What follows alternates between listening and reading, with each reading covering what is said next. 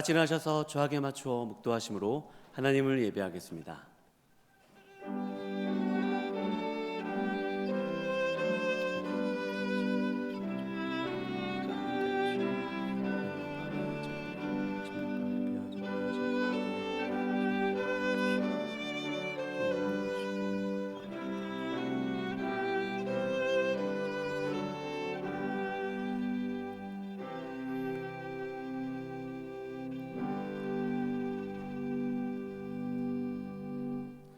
오직 나는 주의 풍성한 사랑을 힘입어 주의 집에 들어가 주를 경외함으로 성전을 향하여 예배하리이다. 아멘. 하나님 아버지, 오늘도 하나님을 예배할 수 있도록 불러주심에 감사합니다. 예배당과 주님의 이름을 부르는 어느 곳에서든지 주님의 영광이 드러나게 하여 주시옵소서. 저희들이 모든 예배 순서에 집중하며 정성을 다해 예배를 드릴 수 있도록 도와주시옵소서. 예배 때 선포되어진 말씀을 듣고 주님의 성품을 담는 귀한 시간 될 수 있도록 인도하여 주시옵소서. 예배의 시작과 끝을 주님께 맡겨드리오며 귀하신 예수 그리스도의 이름으로 기도하옵나이다. 아멘. 찬송가 35장 함께 부르도록 하겠습니다.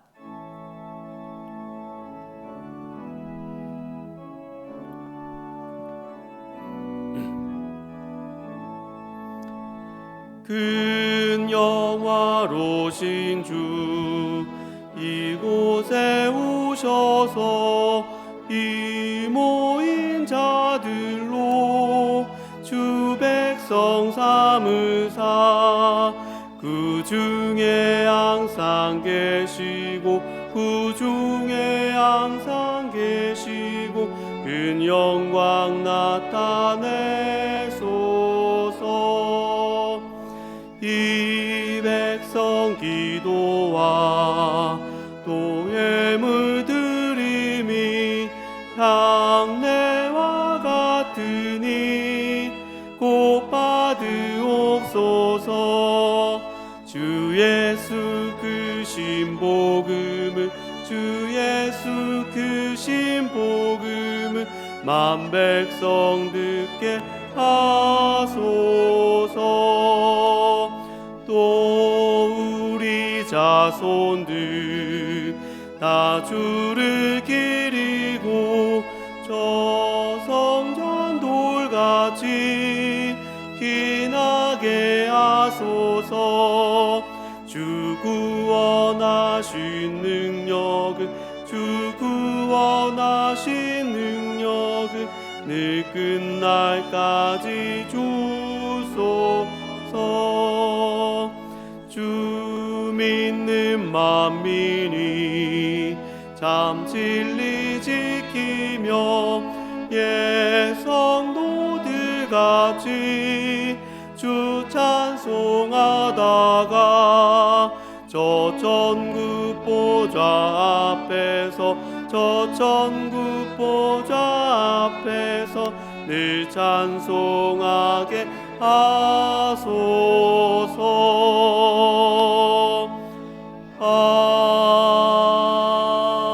아멘.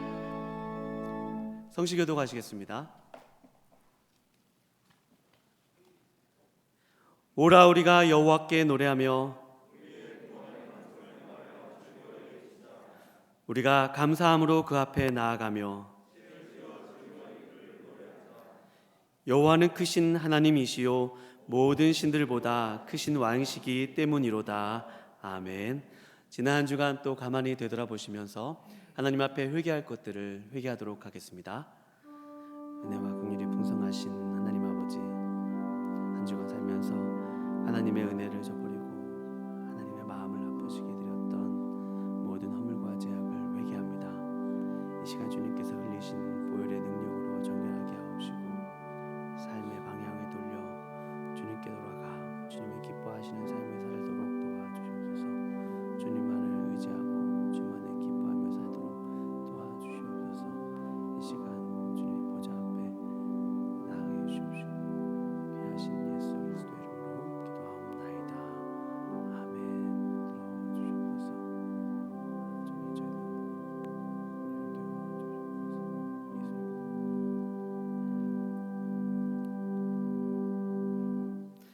전능하사 천지를 만드신 하나님 아버지를 내가 믿사오며 그 외아들 우리 주 예수 그리스도를 믿사오니 이는 성령으로 잉태하사 동정녀 마리아에게 나시고 본디오 빌라도에게 고난을 받으사 십자가에 못 박혀 죽으시고 장사한 지 사흘 만에 죽은 자 가운데서 다시 살아나시며 하늘에 오르사 전능하신 하나님 우편에 앉아 계시다가 저리로서 산자와 죽은 자를 심판하러 오시리라.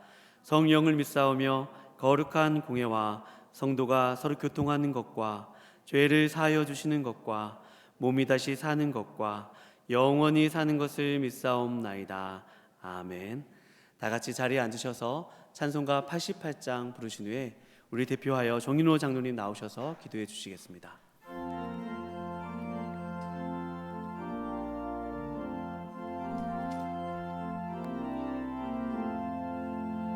내 진정 사모하는 친구가 되시는 구주 예수님은 아름다워라. 삶 밑에 백합하여 빛나는 새벽별 주님 영원할 길 아주 없도다. 내 맘이 아플 적에 큰 위로 되시며 나 외로울 때 좋은 친구라. 주는 저 산 밑에 백합 빛나는 새벽별 이 땅 위에 비길 것이 없도다. 내 맘의 모든 염려 이 세상 고락도 주님 항상 같이 하여 주시고 시험을 당할 때에 악마의 계교를 즉시 물리치사 나를 지키네.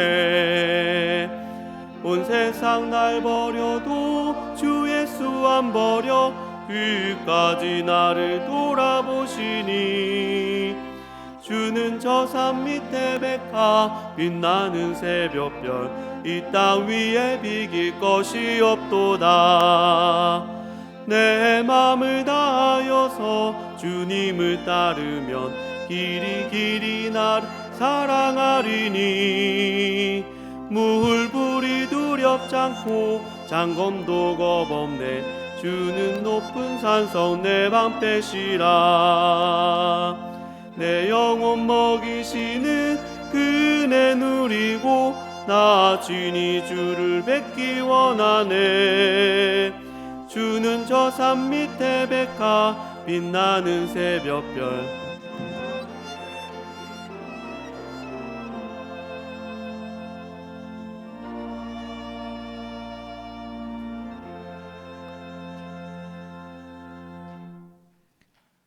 사랑과 은혜가 충만하신 하나님 아버지, 거룩하고 복된 주일, 우리 충신의 모든 성도들이 주님 전에 나와서 함께 예배를 드리지는 못하지만 가정에서 영상으로 예배를 드리고 있습니다. 성령님께서 각 가정에 찾아주시고 인도해 주셔서 오직 주님만을 찬양하며 경배할 수 있도록 인도하여 주시옵소서. 예배를 함께하는 저희들 진리로 거룩하게 하시고 하나님 말씀이 선포될 때 위로받고 성숙한 그리스도인의 삶을 살 수 있도록 허락하여 주시옵소서. 신실하지 못했던 한 주간의 삶을 되돌아보며 주님 앞에 저희들 회개합니다. 하나님의 자녀로서 마음과 행실이 성도답지 못했음을 고백하오니 용서하여 주시옵소서. 오직 주님의 귀한 사랑을 깨닫고 실천하는 믿음을 저희들에게 허락하여 주시옵소서. 여전히 코로나19로 인해서 우리나라는 물론 전 세계가 고통을 받고 있습니다. 또한 우리의 일상이 무너지고 주님 앞에 나와서 마음껏 찬양하며 기도하는 것도 어려운 상황이 되었습니다. 그 어느 때보다 교회가 어려움에 처해 있는 지금 우리의 생명이 되시고 소망이 되시고 진리가 되시는 하나님을 믿사오니 우리 모두가 주님의 뜻에 순종하며 의지하는 삶을 살아갈 수 있도록 인도하여 주시옵소서. 더욱더 예배를 소홀히 하지 않게 하시고 주님을 의지하는 기도의 삶을 살아갈 수 있도록 주님 인도하여 주시옵소서. 우리 충신교회를 사랑하시고 지켜주시는 하나님 은혜에 감사를 드립니다. 우리 충신교회가 하나님 나라의 확장에 큰 쓰임을 받도록 인도해 주시옵소서. 항상 기도하고 그리스도의 사랑을 실천하는 교회가 되게 하여 주시옵소서. 위로가 필요한 심령에게는 따뜻한 손길을 내밀게 하시고 약한 이웃에게는 강함의 능력을 나누는 우리 충신교회가 되게 하여 주시옵소서. 맡은 바 주님의 일을 감당하고 계시는 담임 목사님과 교육자분들 지켜주시고 인도해 주셔서 이 어려운 상황에서도 믿음으로 이기며 복음의 열매를 맺을 수 있도록 인도하여 주시옵소서. 담임 목사님을 위하여 기도를 드립니다. 교회의 머리가 되신 예수 그리스도를 위해 수고하며 몸된 성도들을 위해 쓰고 계시오니 주의 사랑과 능력으로 채워주사 영육간의 강건함을 허락하시고 건강과 가정의 평안을 허락하여 주시옵소서. 또한 권능의 손으로 붙잡아 주셔서 주님의 일을 감당하는 데 부족함 없게 인도하여 주시옵소서. 오늘 또 생명의 말씀을 전하실 때 성령께서 함께 하셔서 우리 모두가 한 마음으로 아멘으로 화답하며 은혜를 받는 복된 시간 될 수 있도록 인도하여 주시옵소서. 예배 중에 대표로 특주를 드리는 찬양대를 기억하시고 기쁨의 찬양을 받아 주시옵소서. 하루속히 모든 성도들이 성전에 나와서 함께 예배 드리는 날이 속히 오길 기도하며 우리를 구원하신 예수님의 이름으로 기도를 드립니다. 아멘.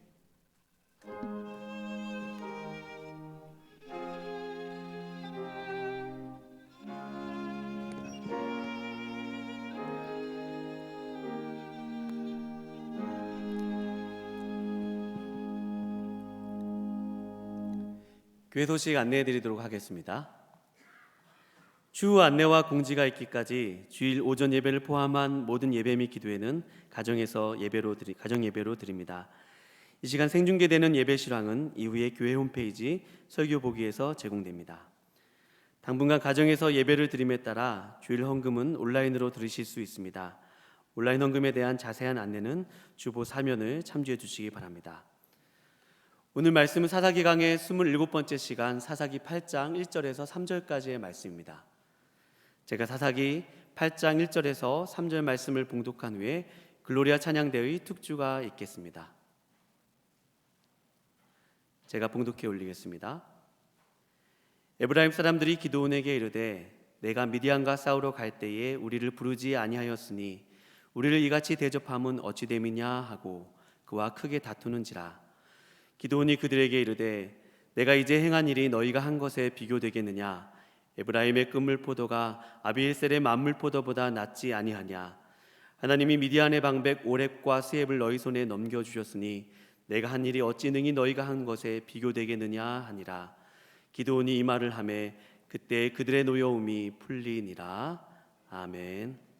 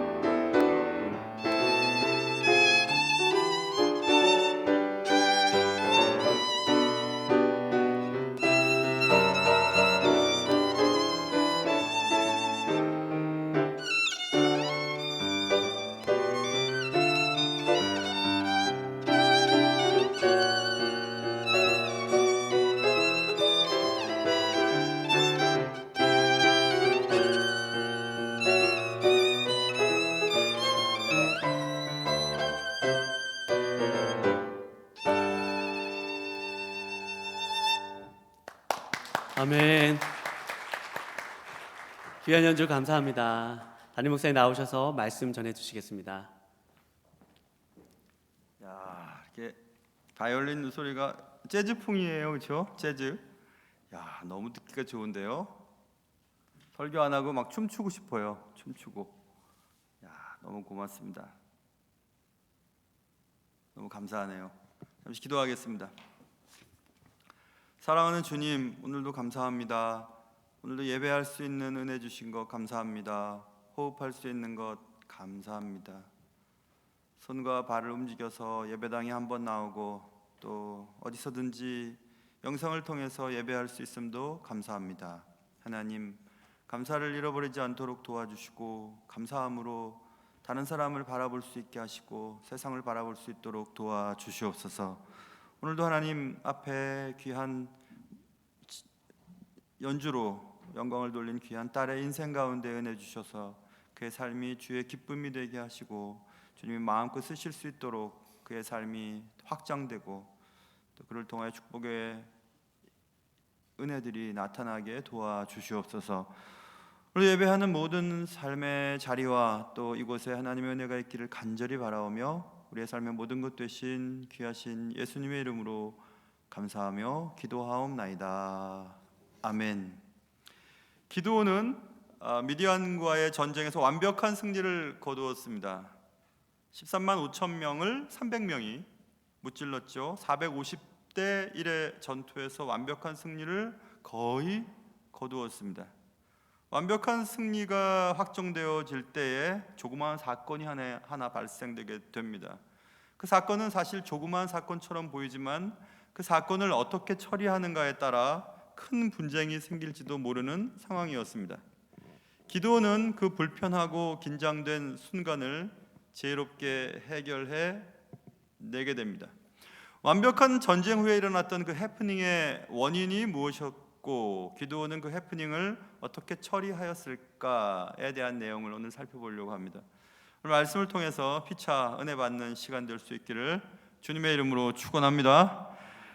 자, 이제 거의 전쟁이 끝날 때쯤 에브라임 사람들이 기드온을 찾아오게 됩니다. 오늘 8장 1절에 쓰여 있죠. 막 뿔이 나서 찾아왔습니다. 에브라임 사람들이 기드온에게 이르되 네가 미디안과 싸우러 나갈 때 우리를 부르지 아니하였으니 우리를 이같이 대접하면 어찌 됨이냐 하고 그와 크게 다투는지라 이렇게 되어 있습니다. 막 화가 나서 기드온을 찾아왔습니다. 크게라고 하는 헤즈카라고 하는 히브리 단어가 폭력적으로 강하게라는 뜻이에요. 제가 수학 전공했잖아요. 수학에서 헤즈카는 거듭 제곱을 말해요. 그러니까 분이 아주 그냥 몇 제곱된 거를 말합니다. 너무 분을 내는 겁니다. 크게 다투다라고 번역된 리브는 주장하고 항변하고 이런 뜻이에요. 그래서 이 말은 에브라임 사람들이 폭력적으로 강하게 시비를 걸어왔다라는 뜻입니다. 막 풀이 나가지고 와서 막 소리를 지르면서 폭력적으로 강하게 그렇게 분노를 하였습니다. 에브라임 사람들이 분노했던 이유는 전쟁에 자신들을 부르지 않은 것에 대한 항의였다고 성경은 말씀하고 있습니다. 사실 에브라임 사람들은 미디안과의 큰 전쟁, 본전쟁에서 큰 역할을 차지하지 못했죠. 전쟁에 참가했던 지파 사람들은 6장 35절, 7장 23절에 보면 므낫세 지파와 아셀 지파, 스불론과 납달리 지파였습니다. 그에 비해 에브라임 사람들은 지난주에 살펴본 것처럼 패잔병이 도망했을 때 요단 나루터, 수로를 점령해서 그곳에서 두 방백, 오렙과 스앱을 잡아 죽인 일을 했을 뿐이었습니다. 그런데 여기서 에브라임 사람들의 불평과 불만의 진짜 이유가 무엇이었을까 생각해 볼 수 있습니다. 정말 기드온의 부름이 없었기 때문에 몰라서 전쟁에 참여하지 않았던가? 물론 아닙니다. 에브라임 지파는 북쪽, 남북으로 나뉘을 때 북쪽 지파, 북쪽 지역의 가장 큰 세력 지파였습니다. 기드온의 요청과는 상관없이 자신들의 역할을 했어야만 하는 지파였습니다. 그리고 기드온의 지파인 기드온이 속한 므낫세 지파와는 형제 지파예요. 요셉의 아들 에브라임과 므낫세의 후손들이 므낫세 지파와 에브라임 지파였잖아요. 그래서 에브라임은 므낫세 지파의 형제 지파와 같이 가장 가까운 지파였습니다. 그러나 므낫세가 그렇게 애를 쓰고 있을 동안 에브라임은 가만히 있었습니다. 우리도 일을 하다 보면요, 꼭 도와줘야 될 사람, 가까운 사람, 힘이 되어주어야 할 사람이 힘을 빼는 경우들이 많아요. 함께 힘을 내서 함께 어떤 일을 추진해 나가야 될 가장 가까운 사람들이 가장 힘을 빼는 경우들이 자주 있습니다. 지금 에브라임이 그랬습니다. 충분히 함께 할 수 있고 힘이 되어줘야 될 에브라임 사람들은 가만히 있다가 기드온이 요청하자 기껏 한 것은 요단 나루터를 점령해서 두 방백을 죽인 것뿐이었습니다. 그런데 지금 에브라임은 그것에 불만을 가지고 기드온에게 왔던 것입니다. 본 전쟁에 왜 우리를 시키지 않았는가에 대한 불평과 불만이었습니다. 그래도 기드온의 요청을 받고 두 방백을 잡아 죽이고 패잔병을 쫓았으니까 그것도 괜찮은 것 아닐까 하고 그냥 거기서 끝나면 되는데 그게 끝이 아니었습니다. 왜 그랬냐 하면 일반적으로 전쟁이 승리로 끝난 후에는 전리품을 배분하는 작업을 합니다. 기여도에 따라 땅이나 물품들을 차등적으로 지급받습니다. 에브라임 지파 사람들은 전쟁에는 참가했지만 다른 지파 사람들에 비해 큰 전과를 올리지 못했습니다. 전쟁의 기여도가 낮았습니다. 단지 패잔병의 퇴각로를 차단하고 2명의 적장을 없앤 것이 에브라임 사람들이 한 일 전부였습니다. 그러므로 에브라임 사람들은 전쟁이 끝난 후 받을 전리품의 지분이 적었던 것입니다. 그래서 자신들은 불만을 자신들의 큰 소리를 사용해서 나중에 전리품을 더 챙겨보려고 했던 의도가 틀림이 없습니다. 에브라임 사람들은 희생은 하기 싫었고 대우는 받고 싶었습니다. 사실 기드온이 에브라임 사람들에게 기회를 준 것은 아니었을까요? 비록 가장 치열하고 위험한 전투에는 참전하지는 못했지만 북쪽의 맹주로서의 에브라임 지파 사람들의 위신을 세워주려는 의도는 아니었을까 이렇게 생각해 볼 수 있습니다. 여러분과 저에게 헌신을 하기 싫고 인사는 받고 싶은 마음은 없습니까? 희생하는 것은 꺼려지지만 칭찬은 받고 싶은 그런 마음은 없으십니까? 자신의 역할과 책임에 대해서는 눈을 감아버리고 권리와 인정만을 받기를 원하는 사람들은 아닙니까? 자신이 주도적이지 않으면 화부터 내는 사람들이 있습니다. 저는 이런 생각해 봤어요. 왜 기드온이 에브라임 사람들을 초기 전투에 그리고 본 전쟁에 요청을 하지 않았을까? 물론 에브라임 사람들이 모른 체 하고 있었다 해도 에브라임에게 왜 요청하지 않았을까? 에브라임 사람들의 이런 태도 때문에 그래요. 이런 태도. 만일 에브라임 사람들이 초기 전투에 참여했다면 하나님께서 32,000명에서 10,000명으로 줄이고 10,000명에서 300명으로 줄일 때 아마 매우 반대를 했을 확률이 높습니다. 그리고 기드온의 리더십을 인정하지 않으려 했을 수가 있습니다. 같은 형제 지파였지만 에브라임 지파는 크고 므낫세 지파는 상대적으로 굉장히 작은 지파였거든요. 그런데 므낫세 지파 가운데 기드온이 자신들을 통솔하려고 했던 것을 인정하고 싶지 않았을 것입니다. 그래서 기드온은 에브라임에게 적극적으로 전쟁에 참여하도록 요청하지 않았을 것이 틀림이 없습니다. 이런 사람들이 있잖아요. 힘은 있고 능력은 있는데 그분과 함께하면 일이 잘 안 될 것 같으면 함께하지 않으려고 합니다. 괜히 함께 하려다가 일이 안 되는 경우들이 많기 때문에 어떤 회의를 하다가도 어떤 입심이 있고 자신의 주도적인 역할을 감당하려고 하는 사람이 어떤 일 때문에 빠지게 되면 오히려 잘됐다 이런 생각이 들 때가 있어요. 그런 인생이 된다면 얼마나 비참하고 또 안타까운 사람입니까? 누군가에게 도움이 되고 어떤 공동체에 힘이 되어줘야 될 사람인데 그 사람이 없었으면 하는 기대를 갖고 있는 사람들로 가득 차 있다면 얼마나 인생이 안 된 인생입니까? 지금 에브라임 사람들이 그런 사람들이었어요. 꼭 필요할 때는 가만히 있다가 전리품이 생각나서 이제는 큰 소리를 치면서 대우를 받고 싶어 했던 에브라임 사람들의 얘기가 오늘 본문에 나와 있습니다. 사랑 그 자체였던 예수님께서 그토록 싫어했던 사람들이 있었습니다. 그들은 바리새인과 서기관들이었죠. 예수님께서는 그들을 싫어했던 이유가 있었어요. 그들은 성경에 능통했고 사람들에게 존경받았지만 주님께서는 싫어하셨습니다. 그들을 싫어하셨어요. 마태복음 23장에 제자들에게 이렇게 얘기합니다. 그들이 말하는 바는 행하고, 그들은 바리새인과 서기관들을 말합니다. 그들이 말하는 것은 그대로 따르라. 그러나 그들이 하는 행위는 본받지 말아라. 그 말은 무슨 말입니까? 그들의 말과 행동이 다르다는 겁니다. 말은 그럴싸하게 하지만 그들은 말하는 것처럼 행동을 하지 않으니까 말은 들어라. 그러나 그들이 하는 행동은 따라하지 말아라. 이렇게 주님이 말씀하셨습니다.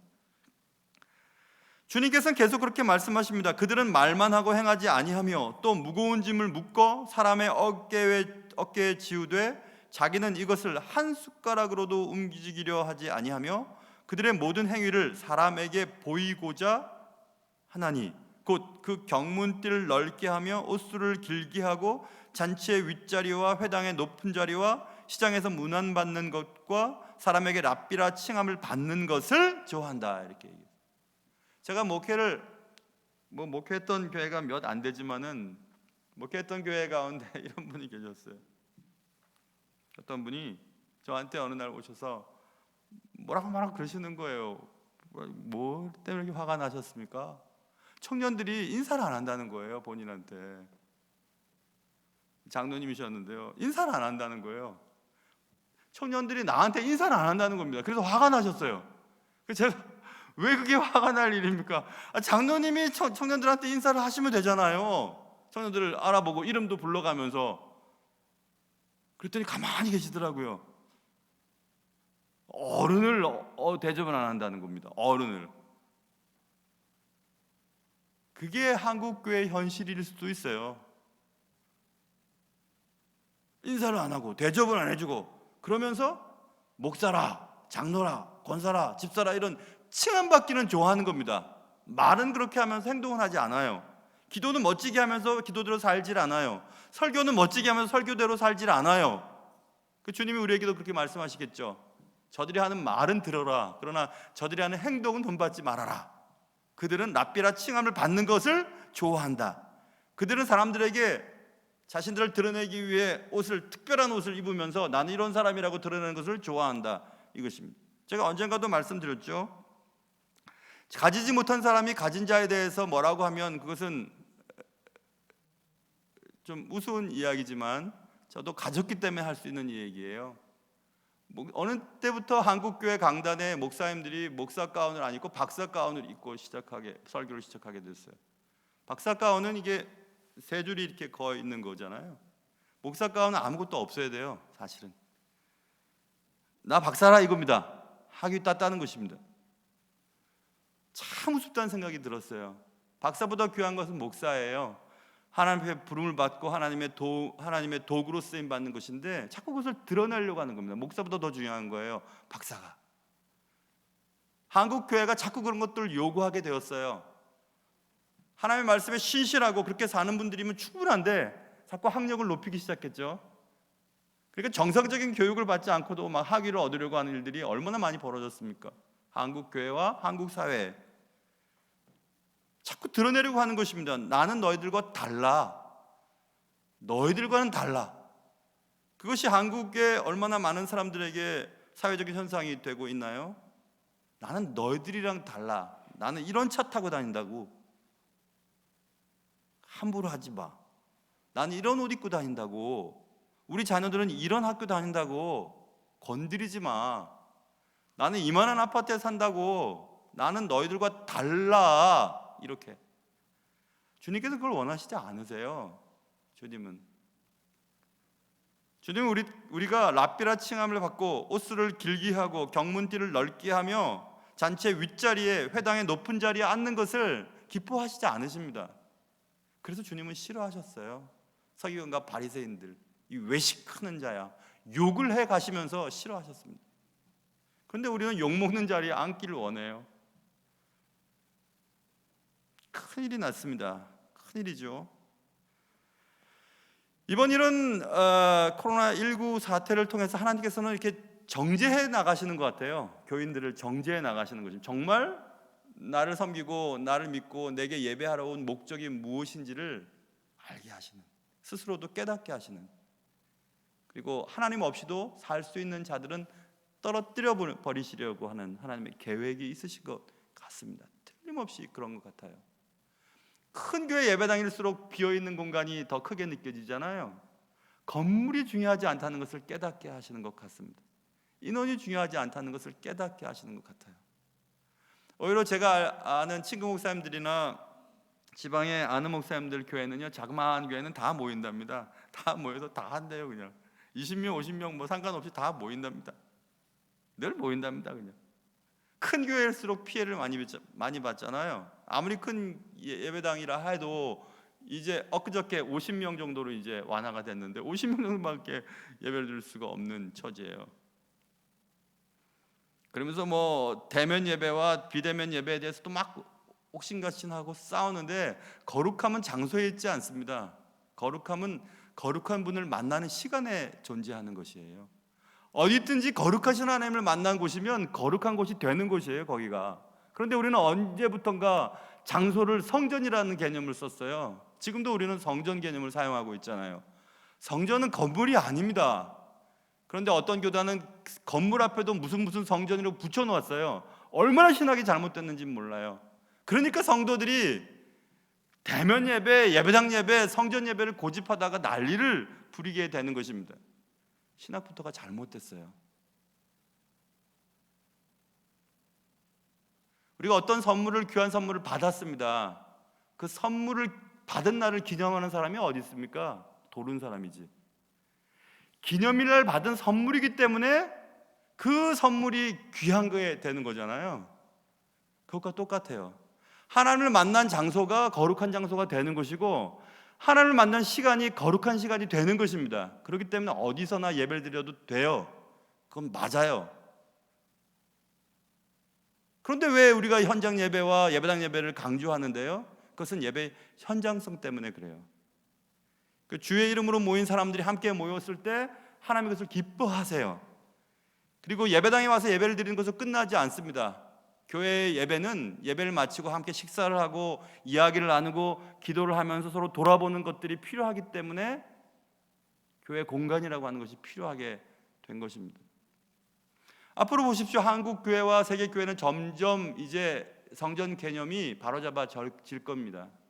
그 진실한 그리스도인의 삶이 중요하다는 것을 알게 될 것입니다.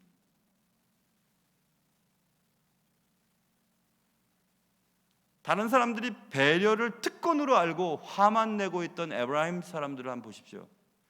기드온이 적어도 북쪽 지파의 맹주였던 에브라임이 전쟁에 하나도 관여하지 않았음을 나중에 알고 얼마나 본인들도 그리고 이스라엘 사람들도 씁쓸할까. 그래서 마지막에 두 적장 잡는 일에 에브라임 사람들을 사용했다고 생각한다면 에브라임 사람들은 오히려 고마워했었어야 합니다. 그런데 에브라임 사람들은 화를 내요. 기드온의 배려를 특권으로 여기고 화를 냅니다.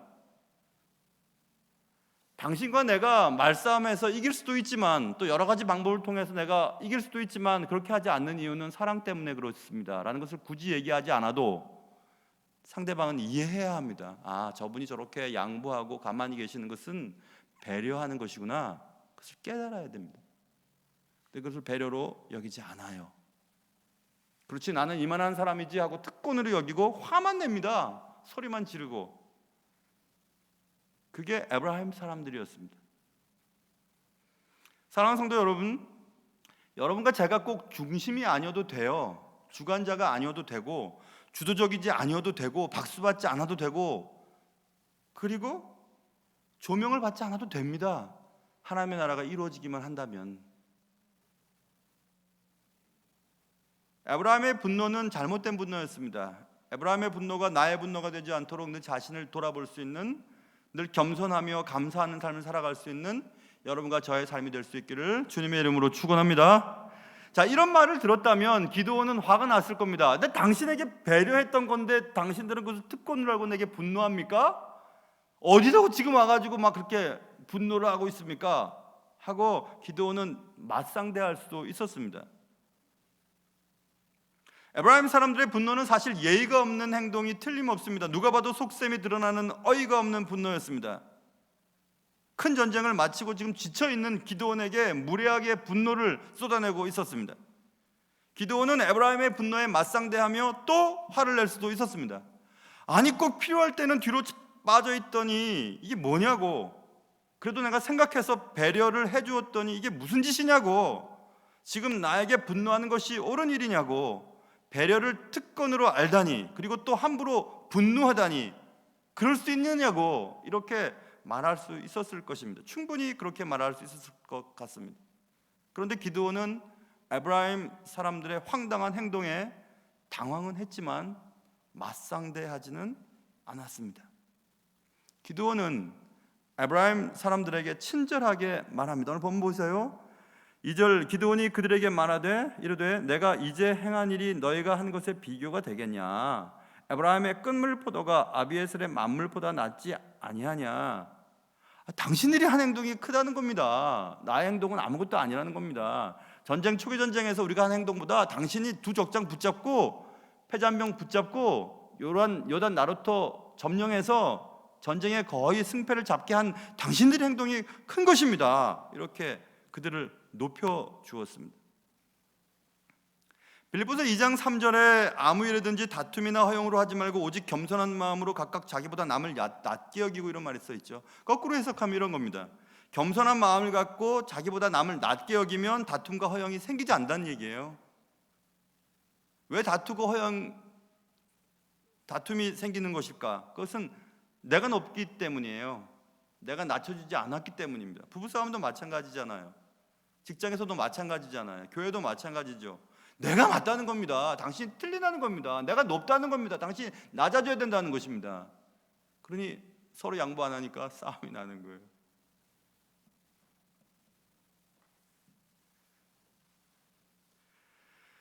그런데 오늘 본문에 보세요. 그렇게 말을 했더니 그 말 때문에 그때 그들의 노여움이 풀리니라 되어 있죠. 3절에 노여움이 풀려버렸습니다. 잠언 17장에 다투는 시작은 둑에서 물이 새는 것 같은즉, 둑에서 물이 새는 것 같아요. 다툼의 시작이.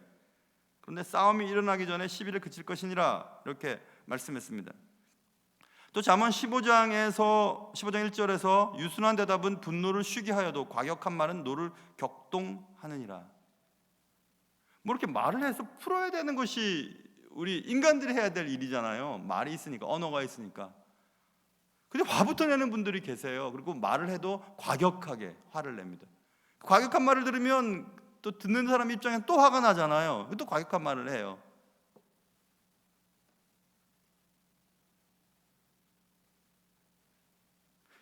얼마 전까지만 해도 겁이 많고 의심이 많았던 기드온이 며칠 사이 이렇게 멋있게 변했던 이유가 무엇이었을까요? 기드온은 어떻게 그럴 수 있었을까요? 어떻게 그처럼 넉넉한 마음을 가질 수 있었을까? 첫째, 에브라임 세력이 너무 부담스러워서. 에브라임 세력은 굉장히 컸습니다. 북쪽의 주도 세력이었어요. 그리고 기드온이 속한 므낫세는 그에 비해서는 조그만 지파였습니다. 그래도 형제 지파니까 뭐 그렇게 생각할 수 있습니다. 그런데 그것은 아닌 것 같아요. 그것이 전부가 아닐 것 같습니다. 기드온이 왜 그렇게 넉넉한 마음을 가질 수 있었을까?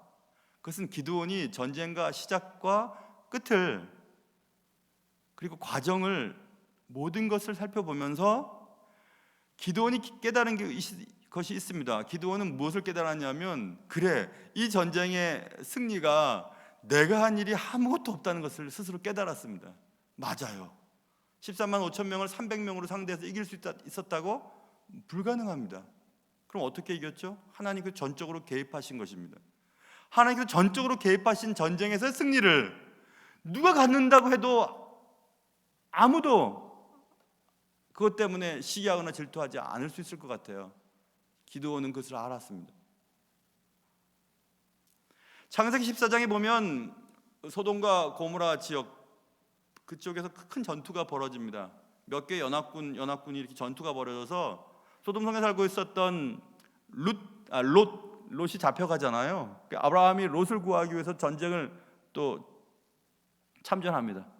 그래서 전쟁을 이기고 다 사람들을 구출해 오고 승리를 거두게 되죠. 소돔 왕이 아브라함에게 나와요. 아브라함에게 얘기합니다. 사람들은 우리에게 돌려보내고 이 전리품들을 다 가지십시오. 이렇게 아브라함에게 얘기해요. 그래서 아브라함이 안 갖겠다고 하나도 안 갖겠다고 이렇게 얘기합니다. 이 전쟁을 통해서 내가 부자가 되게 당신이 했다는 말을 듣기 싫다고 라고 아브라함이 말하면서 아브라함은 그 일조차도 하나님이 하신 일이라고 스스로 깨달았던 것 같습니다. 맞아요, 여러분. 내가 가지고 있는 부나 내가 가지고 있는 지식이나 내가 가지고 있는 어떤 경제적인 여러 가지 좋은 것들, 그 하나님이 하신 거잖아요. 그러니까 그것 가지고 자랑을 하거나 그건 못 가졌다고 화를 내지 않습니다. 하나님이 하신 일을 분명히 믿는 사람은. 좋은 교회에 와서 지금 벌써 11년째 이제 사역하고 있는 저에게 있어서요, 우리 교회에 대한 사랑은 있지만 애착은 하나도 없습니다. 저는 이 교회 목회를 통해서 내가 무엇을 얻고 내가 무엇을 나중에 챙기고 하는 전혀 없어요. 그렇기 때문에 자유로워요. 그래서 제가 목회를 당당하게 할 수 있어요. 저 당당하게 합니다. 욕심 부릴 게 뭐가 있어요? 한 게 하나도 없는데. 교회가 성장하고 교회가 안정되고 부흥하는 일을 제가 한 일이 뭐가 있습니까? 한 일 아무것도 없잖아요. 좋은 장로님들과 권사님들, 집사님들과 함께 이렇게 지어져 온 거잖아요. 그리고 하나님이 하신 일이잖아요. 그러니까 아무것도 권리를 주장할 것이 없어요. 욕심이 없는 거예요. 기도원도 아마 그런 것 같아요. 이 전쟁의 승리와 전쟁의 승패의 결과가 하나님께 달려있고 하나님의 전적인 은혜의 결과라는 사실을 기도원은 알고 있는 겁니다. 그러니 전리품에 대해서 싸우고 싶은 마음이 전혀 없었어요. 에브라임이 자신의 전리품을 더 확보하기 위해서 큰 소리를 치는 것에 대해서 전혀 화가 나지 않은 겁니다. 그렇지, 하나님께 다 하신 건데 뭐 누가 가진들 무슨 관계가 있겠어. 이런 마음이 돼야 되죠. 예수 믿는 사람은. 내가 이 교회 부흥을 위해서 얼마나 애를 썼는데, 내가 이 교회를 짓는 일에 내가 얼마나 애를 썼는데, 그런 생각을 계속 갖고 있으니까 나중에 본전 생각이 나는 겁니다. 초기에 개척해서 큰 교회를 이루신 목사님들이 은퇴할 때 그 많은 문제를 일으키는 이유가 뭐예요? 내가 얼마나 여기에 내가 고생을 했는데, 내 인생을 다 바쳤는데, 내 아이들 등록금 다 갖다 바치고 아이들 공부는 못 시켰지만 교회를 짓는데 얼마나 내가 애를 썼는데, 자꾸 그런 게 들어가는 거예요. 그러니까 화가 나는 거예요. 정당한 대우를 받지 못하니까. 여러분 절대 그러지 마세요. 교회의 성장과 부흥과 여러분 가정에 잘된 것과 여러분이 좋은 아파트에 살고 좋은 차를 타고 다니는 것 자랑할 필요 하나도 없습니다. 하나님이 다 하신 것입니다. 하나님 다 하신 것이에요. 절대 그거 갖고 자랑하고 걸들먹거리고 또 왜 대우해 주지 않느냐고 인사하지 않느냐고 화낼 필요가 전혀 없습니다. 우스운 일입니다.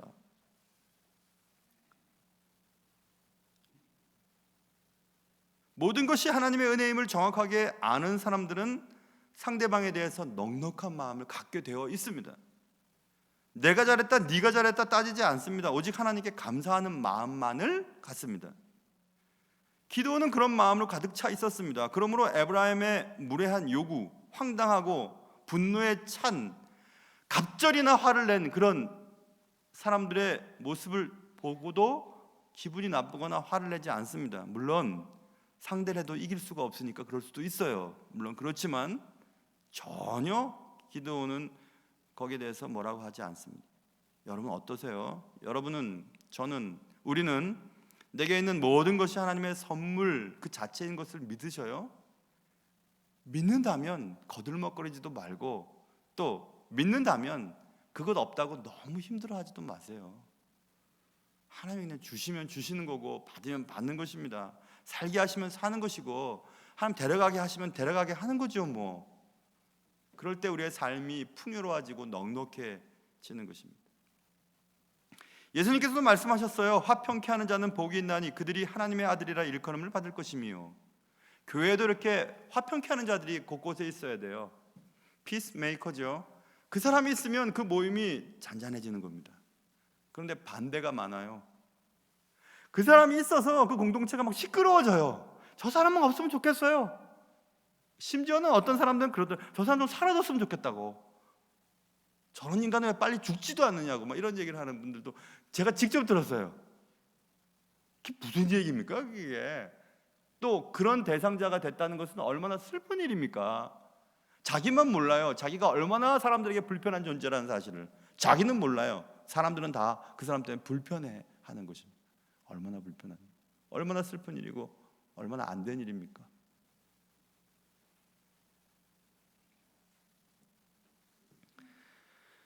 손해 좀 봐도 되죠. 뭐 어차피 하나님께서 다 주신 것인데 뭐가 그렇게 아깝습니까?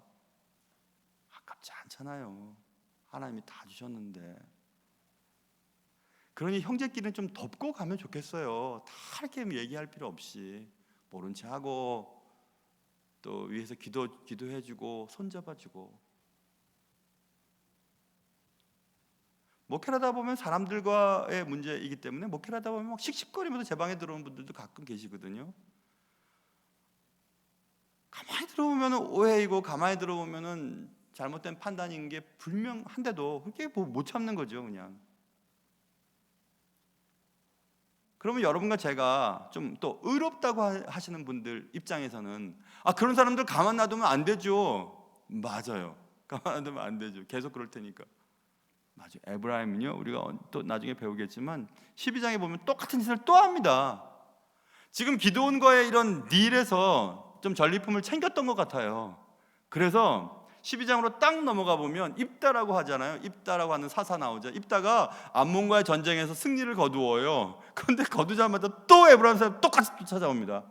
사사기 12장을 딱 넘겨가 보세요. 그래가지고 막 씩씩거리고 또 옵니다. 과거 했던 일 있잖아요.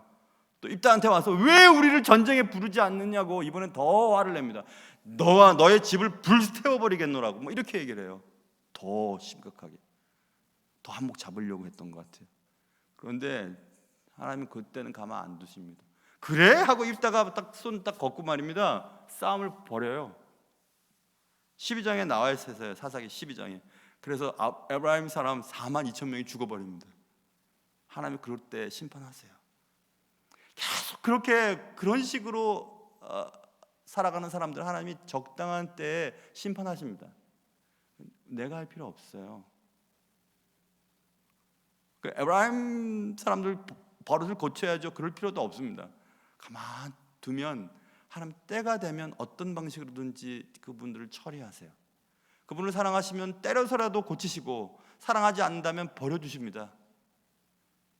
오히려 이 땅에 살면서 잘 먹고 잘 살고 부자 되고 그것이 행복이라고 여긴다면 그렇게 살게 내버려 두십니다. 그러나 천국엔 못 들여보내세요. 그럼 손해잖아요. 이 땅에서 주를 믿는 사람처럼 살았지만 주를 위해서 뭐 열심히 일했지만 결국 천국 못 간다면 그거 얼마나 불쌍한 사람입니까?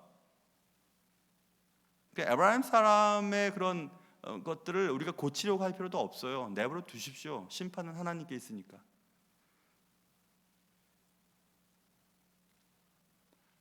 하나님 마지막에 다 옳은 것은 옳고 그런 것은 그르다고 처리하십니다. 지금은 당장 악인이 득세하는 것 같고 의인이 고통을 받는 것 같고 뭐 갑질하는 사람이 있고 또 을로서 아무 소리 못하는 사람이 있다 해도 나중에 되면 다 하나님이 정확하게 처리하십니다. 세상에는 참 희한한 사람들이 많습니다. 제법 많습니다. 희한한 사람들 중에 오늘 본문에 나오는 에브라임 사람들 같은 부류의 사람들도 제법 있습니다. 희생은 하기 싫고 대우는 받고 싶어하는 사람. 역할과 책임은 다하지 않으면서 인정과 특권만을 누리고자 하는 사람. 대우를 받지 못하면 화부터 내는 사람. 상대방이 배려해 주어서 내가 지금 이것을 누리고 있는데도 그것을 모르고 특권으로 여기고 거들먹거리는 사람. 그런 사람들은 힘은 있을 줄 몰라요. 에브라임은 힘이 있었어요. 그러나 인격이 좋지 않으니까, 인품이 좋지 않으니까 하나님의 에브라임을 안 쓰시잖아요.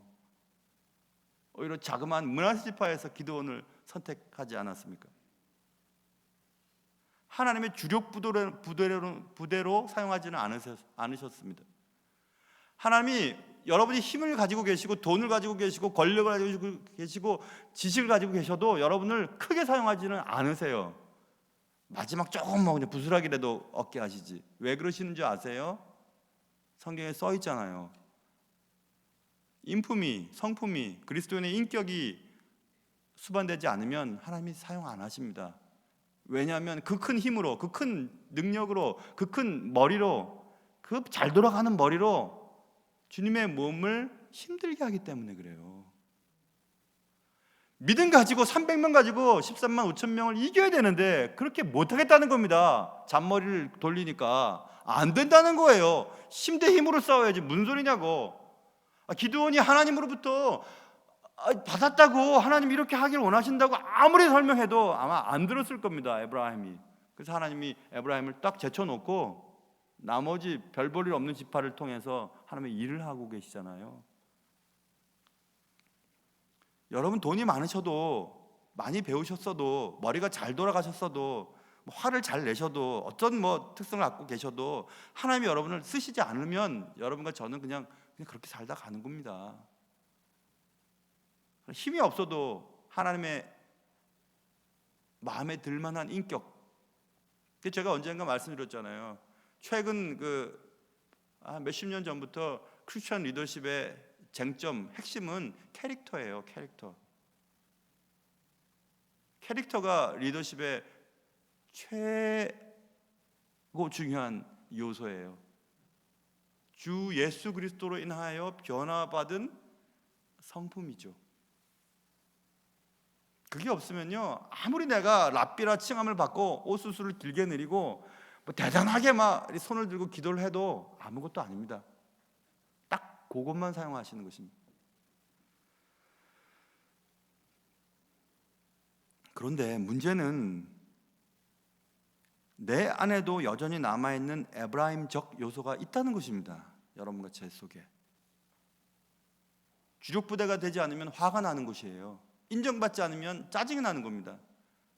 앞장 세우지 않으면 분노하는 거예요.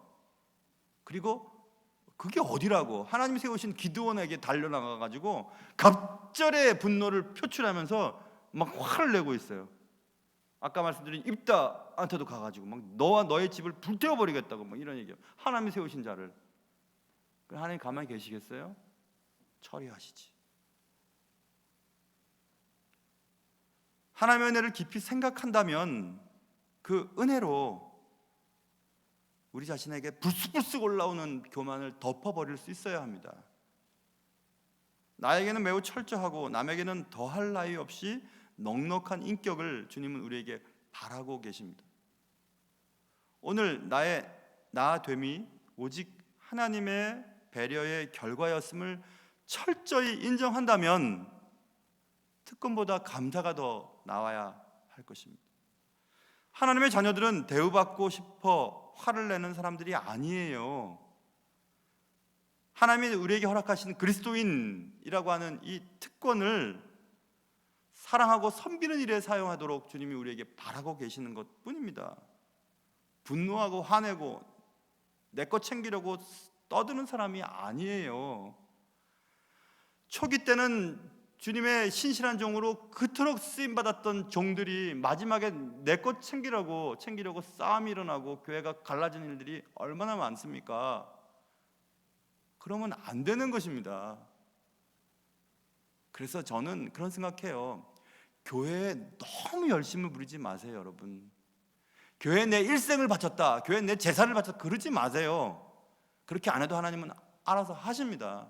그러지 마시고 사람을 사랑하고 사람을 섬기고 하나님이 기뻐하시는 일에 더 집중을 하셔야 돼요. 안 그러면 본전 생각이 나기 때문에 그래요. 초대교회 초기에 훌륭하신 목사님들이 인생을 갖다 바치고 자녀들은 뒤로 제쳐놓고 교회만 생각하고 교회만 걱정하고, 물론 그것도 본받을 만한 일이지만 자신이 돌봐야 될, 자신이 아버지가 되어서 돌봐야 될 자녀들에 대해서는 얼마나 큰 상처를 주었습니까? 사모님들은 막 우울증에 걸리게 만들지 않았습니까? 사실 아니에요? 그리고 은퇴할 때 문제가 생기는 일들이 너무 많잖아요. 그러니 너무 교회 사랑하지 마세요. 주님 사랑하세요. 주님.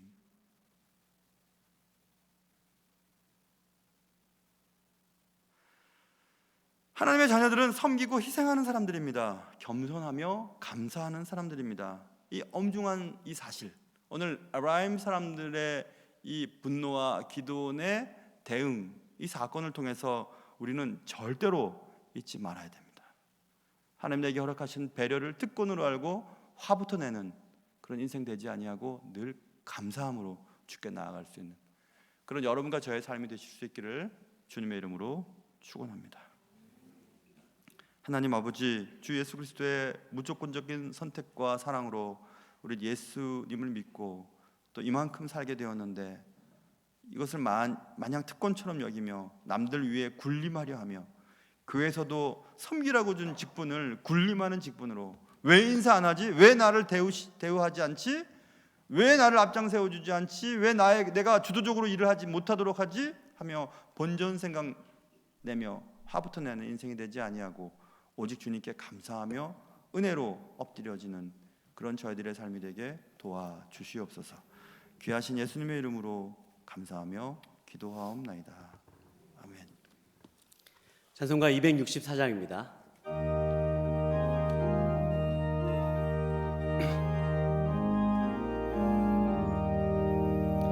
정결하게 하는 셈이 나의 앞에 있도다. 성령께서 권고하심 죄 씻으라 하시네. 찬양하리 찬양하리 주 임당한 어린 양, 주께 영광 돌리어라. 우리 죄를 씻어주셨네. 나의 가는 길이 좁고 내 뜻대로 안 돼도 모든 욕심 다 버리고 주만 따라가겠네. 찬양하리 찬양하리 주 임당한 어린 양, 주께 영광 돌리어라. 우리 죄를 씻어주셨네.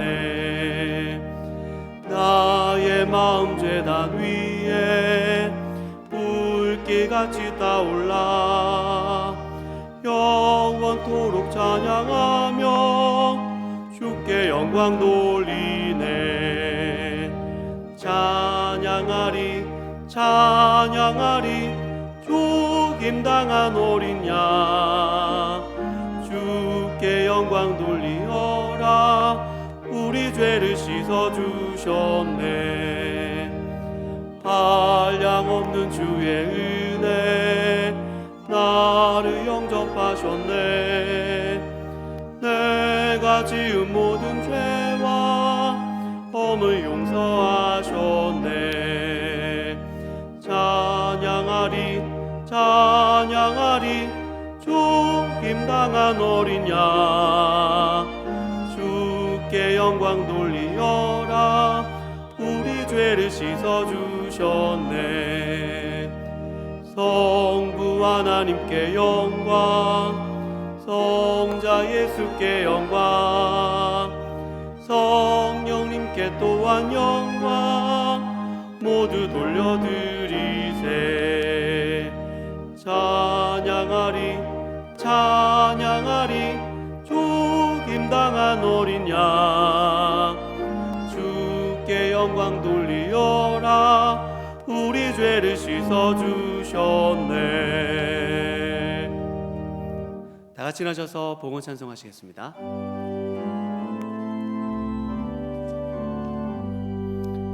나의 생명 드리니 주여 받아 주셔서 세상 살아갈 동안 찬송하게 하소서. 나의 보화 드리니 주여 받아 주셔서 하늘 나라 위하여 주 뜻대로 쓰소서.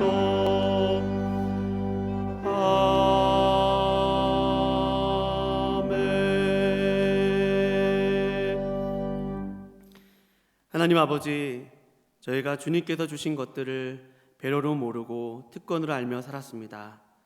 하나님, 내게 주신 것을 가지고 이웃들을 섬기며 희생하며 내게 주신 책임을 감당하며 살도록 도와주시옵소서. 내게 있는 모든 것이 하나님의 은혜임을 고백하며 오늘도 기쁨과 감사로 예배자로 살아갈 수 있도록 도와주시옵소서. 주님께서 신실하게 공급하여 주심을 감사하오며 귀한 예물을 드립니다. 우리에게 주신 것들을 당연하게 여기지 않게 하시고 하나님의 특별한 인도와 돌보심 아래 있음을 믿음으로 고백하며 살도록 도와주시옵소서. 경제적으로 힘든 시기를 보내는 각 가정과 사업장들을 붙들어 주옵시고 지켜 보호하여 주시옵소서.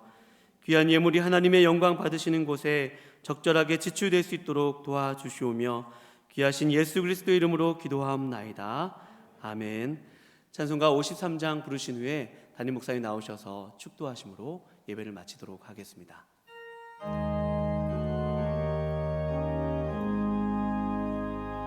성전을 떠나가기 전 머리를 숙일 때 주께서 함께 계시고 복 내려 주소서. 집으로 돌아가는 길 주동에 내 모든 언행 심사를 다 지켜주소서. 거룩한 날이 다가고 저녁이 되도록 주 우리 맘에 빛대사 들게